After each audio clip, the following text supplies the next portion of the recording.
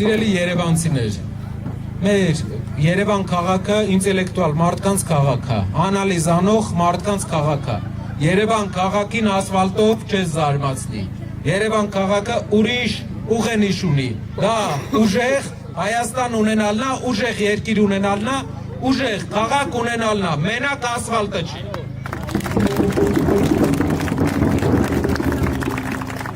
Մեր ընտրական պրոցեսներին մնացել է 7 օր։ Երևանում որոշվելու է շատ կարևոր բան։ Երևանը ընդդիմադիր է։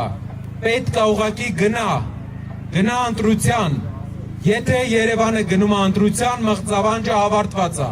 Եթե Երևանը գնում է ընտրության, փոփոխությունները անխուսափելի են։ Գնացեք ընտրության, որ այս մարդիկ գնան, փոփոխությունները գա։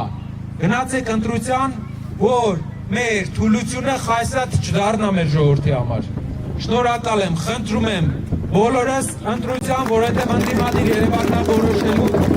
ճակատագիրը դեպի ուժեղ Հայաստան։